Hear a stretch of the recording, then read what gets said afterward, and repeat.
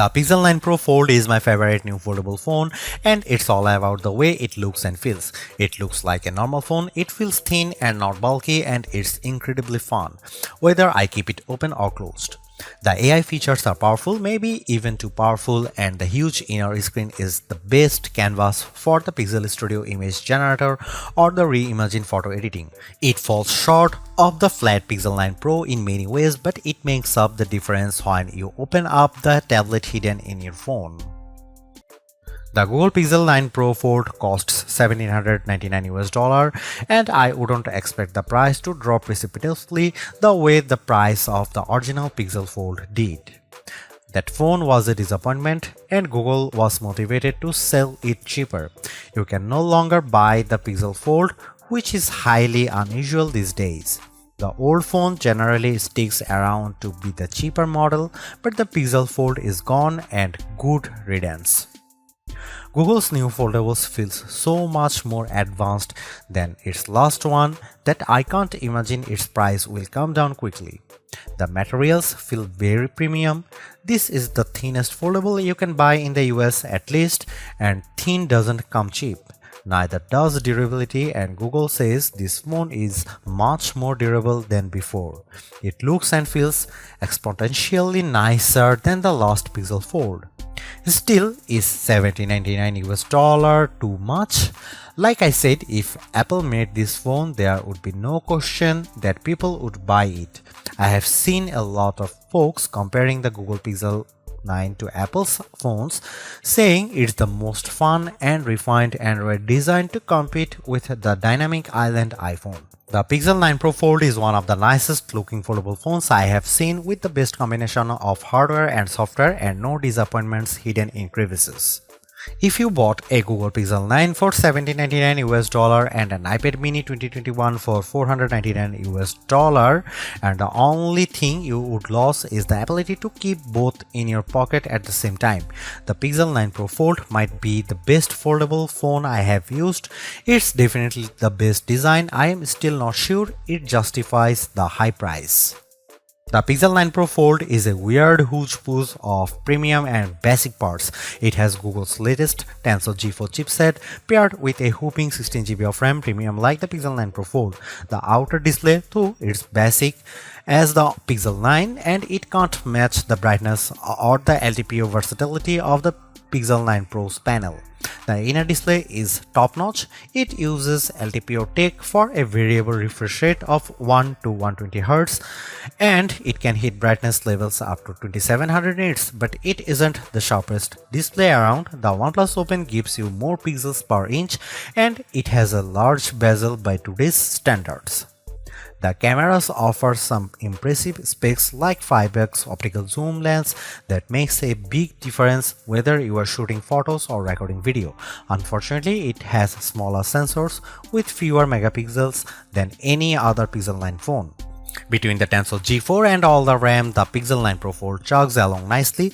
The phone may be underpowered compared to the Galaxy Z Fold 6 or latest iPhone model, but Google relies on its cloud and its specialized processor for so many of its AI tasks that it hardly matters. So, what if the Pro Fold takes a bit longer to make photo edits?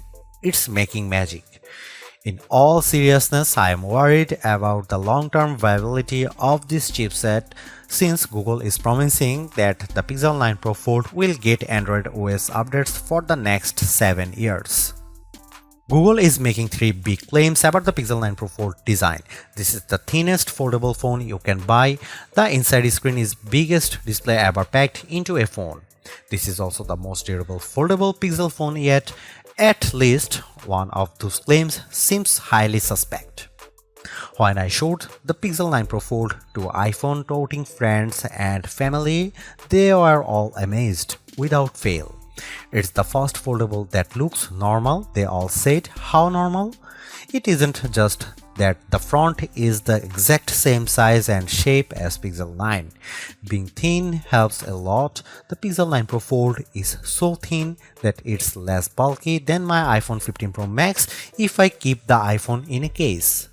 On the other hand, the big cover display means the Pixel 9 Pro Fold has the biggest inner display on any foldable phone, even bigger than the Honor Magic V3 that I can't buy. It has a noticeable bezel, but it isn't thick or silly looking, like the pool deck surrounding the original Pixel Fold.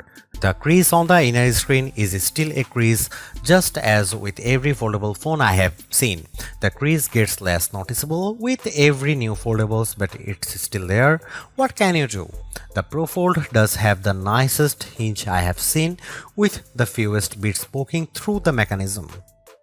The Pixel 9 Pro Fold has a normal cover display. It's the same display as on the Pixel 9, and sometimes being normal counts for a lot. On foldable phones, it counts every time you don't feel like opening the phone. If the cover display is weird, the phone isn't as fun to use. The Pro Fold cover display is incredibly bright and colorful, and I could barely see the difference between these phones and my Pixel 9 Pro. The inner display is like a dream. It's nearly a square, so unfortunately movies don't usually fill the big screen, but videos and shows still look bigger and better inside than out. Web pages are much easier to read and navigate. Maps are an entirely new world of navigation, but photo editing is the star of the show. It's so much easier to edit photos on the big Pixel 9 Pro Fold inner display that I am surprised Google doesn't show every AI demonstration on its foldable. If you are questioning the fun and utility of AI tools before, seeing them on the big display makes things more clear. Whether I am chatting with Gemini, writing an email in Gmail, or adding a volcano to my photos of Central Park, the Pro Fold is the best Google phone to use by far. In bright outdoor light, the Google Pixel 9 Pro Fold excels. I used the phone extensively for photo work in bright sunlight along with all the other major foldable phones for comparison. The Pro Fold cover display was the easiest to see at full brightness, and it was the most intelligent when it came to activating the brighter screen modes. When it comes to foldable phone displays, more is better, and the Pixel 9 Pro Fold gives you more screen on the outside and inside, plus more brightness. It's the best foldable display I have used among the phones I can buy. The Google Pixel 9 Pro Fold can do everything the other Pixel 9 phones can do, and that means a lot of AI. The coolest and most advanced new features are probably the image making tools. You can now create images from scratch with Pixel Studio. There are limits on making images with humans, but anything else seems to be fair game. I love the suggestions Google offers in Pixel Studio. The results can be hit or miss, but they hit hard when they are on target. Following Google's lead, I made a fake CD, jewel case and all to replicate the on my college a cappella group produced in 90s. It was a total hit on my Facebook wall.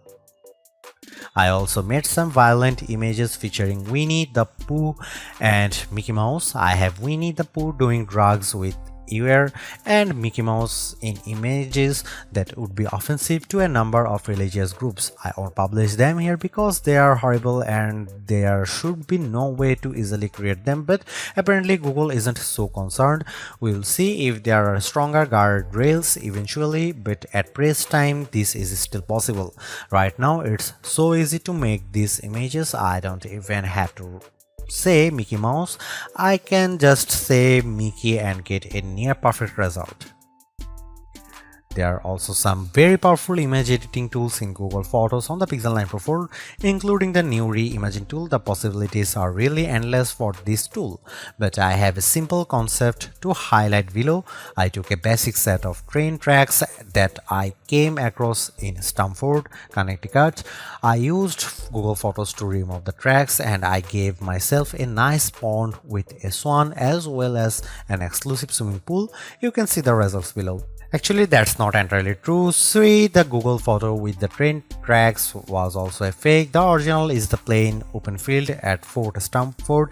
As seen below, I added the train tracks with the Reimagine tool. They are so real that Google was able to follow the curve of the hill, and Google added the shade from the tree onto the tracks. There's even a random fenced off area I didn't ask Google to make. My point is that this software is very good at what it does. It does a much better job than I ever could have managed using Photoshop. The images it creates are not labeled AI creations in any way. There is no EXIF data, the information that usually identifies the camera and lens used to create a photo. The images are stored as simple JPEG files with a non-discrete file name. There is no easy way to know they are fake unless you know they are fake. Honestly, I am tired of litigating AI every time a new phone comes out. Instead, I'll point you to my friends at the Barge who used the reimagine tool to add corpse and potential insurance fraud to photos. You can decide for yourself if this is bad.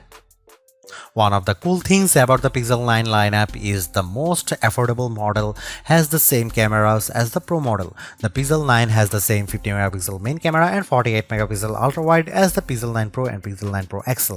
Unfortunately, the Pixel 9 Pro Fold wasn't invited to the party. The Pixel 9 Pro Fold gets a much smaller camera sensor than the Pixel 9, while the Pixel 9 uses a sensor that's around 3 by 4 of an inch diagonally. The Pixel 9 Pro Fold uses a half-inch sensor.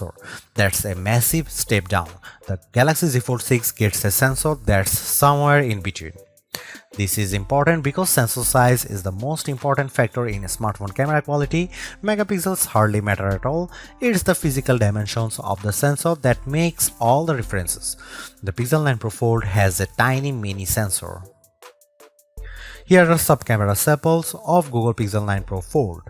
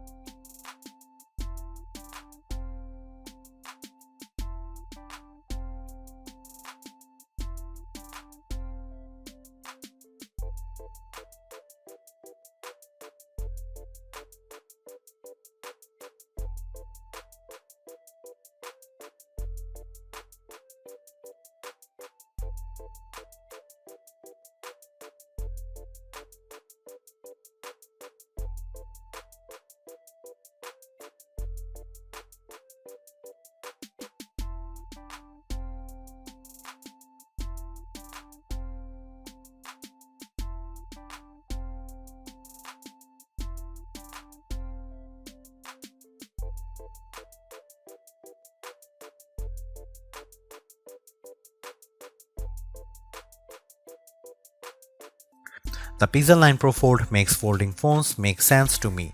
It's more like a normal phone than ever, but it's also not completely like using a normal phone. By opting for a phone that folds, you are still making trade-offs. Particularly in the camera hardware, the phone's long-term durability is also an unknown. Literally no one has owned a Pixel folding phone for more than a year at this point. Foldable ownership isn't for the faint of heart. But the Pixel 9 Pro Fold is the most rewarding folding phone I have ever used. Using the phone while it's closed feels way less cumbersome and much more normal than the previous Pixel Fold or a Galaxy Z Fold. That makes using the big inner screen feel that much more rewarding. I don't feel like I am putting up with a bulky phone the rest of the time to get the experience. This foldable comes with its trade-offs, the downgraded camera hardware, durability concerns, and oh yeah, the $1800 it costs. But I think Google made the right trade-offs here to optimize the inner screen experience. It's an experience that I'll miss when I switch back to the next slab style phone that I test on that foldable fans, and foldable curious will find very rewarding too, because goddamn, this is a nice phone.